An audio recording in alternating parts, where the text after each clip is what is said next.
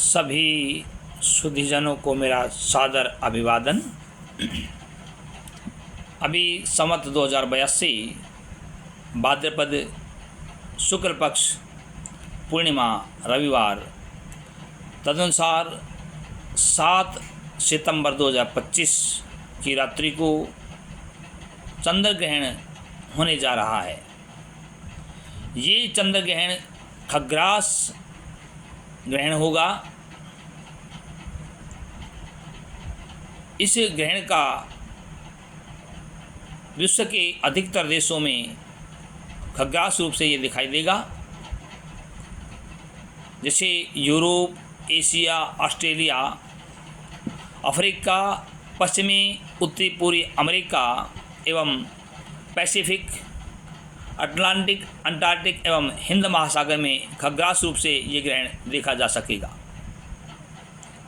इसके अतिरिक्त Myanmar, China, Nigeria, Egypt, Thailand, Indonesia, Germany, Russia, उत्तर Korea, Italy, Bangladesh, Hungary, Philippines, Greece, Singapore, Romania, Bulgaria, Japan, Turkey, Belgium, Netherlands, France, UK, Spain और भारत के अधिकतर भागों में खग्रास रूप से ही यह ग्रहण दिखाई देगा। इसके अतिरिक्त अमेरिका के कुछ भाग, पुर्तगाल और ब्राज़ील में ये ग्रहण आंशिक रूप से भी दिखाई देगा। इस ग्रहण का स्पर्श रात्रि में 9:57 और 9 सेकंड पे होगा। ऐसा मुख्य पंचांगों ने, जैसे मार्तंड है और विश्वनाथ काशी पंचांग भी यही समय स्वीकार करते हैं। मनीराम पंचांग 9:53 पे स्पर्श स्वीकार करते हैं। 3 मिनट का फ़र्क है, 3 मिनट का भी पूरा नहीं, कुछ 9 सेकंड कम है। इतना फ़र्क हो जाया करता। कुछ और पंचांगों में भी 1-2 मिनट का आगे पीछे हो सकता है। हम इस बारे में कोई आलोचना किसी की नहीं करते, सभी को सादर प्रणाम करके सबको स्वीकार करते हैं। स्थान के आधार पे कुछ थोड़ा बहुत आगे पीछे समय हो जाया करता है। इस खग्रास ग्रहण का प्रारंभ 11:48 पे होगा और ग्रहण का मध्य 11:41 पर होगा और ये खग्रास ग्रहण समापन 12:22 7 तारीख की रात्रि और ग्रहण का जो समापन है संपूर्ण है 1:26 7 तारीख की रात्रि और 8 का सुबह AM जिसको कहा जा सकता है। पूरा पर्वकाल 3 घंटे और 29 मिनट का होगा। इसी पर्वकाल को मनीराम पंचांग 3 घंटे 31 मिनट स्वीकार करते हैं।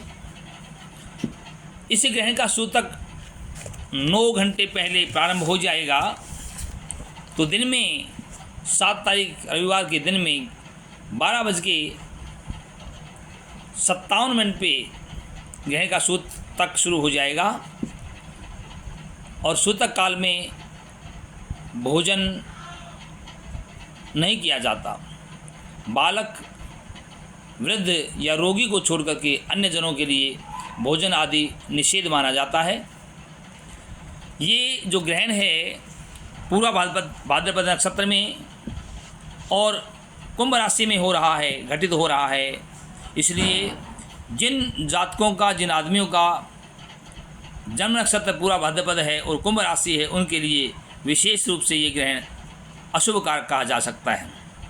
अलग अलग राशि में इसका क्या प्रभाव होगा मैं संक्षिप्त रूप से बता दूं। मेष राशि वालों के लिए ये लाभदायक रहेगा, वृष राशि वालों के लिए सुखप्रद रहेगा और मिथुन राशि वालों के लिए अपमानजनक रहेगा। कर्क राशि वालों के लिए ये ग्रहण महान कष्टदायक होगा और सिंह राशि वालों के लिए दाम्पत्य जीवन में कष्टप्रद कहा जा सकता है। जिसकी कन्या राशि है उनके लिए ये सुखप्रद होगा और तुला राशि वालों के लिए चिंताजनक रहेगा। वृश्चिक राशि वालों के लिए कष्टदायक होगा और धनु राशि वालों के लिए धन का लाभ और मकर राशि वालों के लिए हानि। कुंभ वालों के लिए चोट प्रद हो सकता है और मीन राशि वालों के लिए ये ग्रहण हानिकारक होगा। कुंभ राशि का ग्रहण पर्वतीय जो देश हैं उन लोगों के लिए, पाश्चात्य देशों में रहने वाले लोगों के लिए, जो बोझ ढोने वाले कुली आदि हैं उनके लिए, जो चोर हैं या अहीर हैं, दर्द देश बोला जाता है। उत्तरी कश्मीर और दक्षिण रूस के सीमांत जो प्रदेश हैं उनको दर्द देश कहा जाता है। उन लोगों के लिए प्रधान शासकों सिंह एवं बारबर देश का मतलब है उत्तरी अफ्रीका, इस स्थान पर रहने वाले जनों के लिए ये अशुभकारी कहा जा सकता है।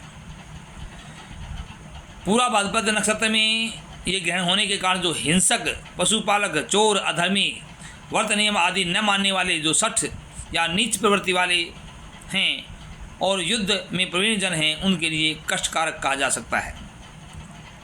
ये ग्रहण रविवार को हो रहा है, इसलिए वर्षा की कमी, धान्य की उत्पत्ति में भी कमी, गायें भैंस आदि दूध कम दें, राजाओं और शासकों में युद्ध का वातावरण बने, ऐसा फल कहा है।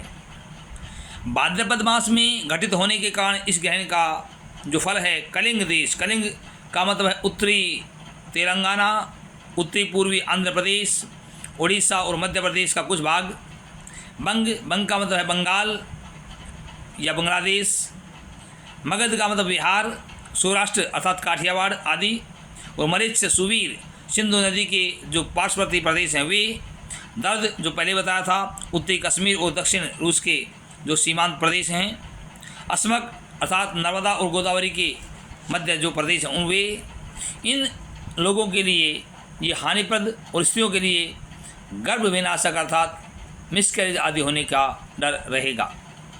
हालांकि यह विश्व में सुभिक्ष का संकेत भी देता है। इस बारे में महर्षि वराहमिहिर का एक वचन है, एक श्लोक है, वो प्रमाण कहा जा सकता है। कलिंग बंगान मगधान सुराष्ट्रान मरीच्छान सुवीरान दर्दास्मकांश्च स्त्रीणां च गर्भानुसरो निहंति सुभिक्षकृत भाद्रपदे अभ्युपेत, ऐसा वराहमिहिर जी का मत है। ये चंद्र ग्रहण दक्षिण अयन में हो रहा है, इसलिए जो वैश्य व्यापारी वर्ग हैं या शुद्ध जन हैं उनके लिए अशुभदायक रहेगा। ग्रहण काल में चाहे चंद्र ग्रहण है या सूर्य ग्रहण भी हो, एक सामान्य सा नियम सब के लिए होता है। ग्रहण काल में शयन निषेध होता है, खान पान निषेध होता है। विशेष रूप से जो माताएं, बहनें, बेटियां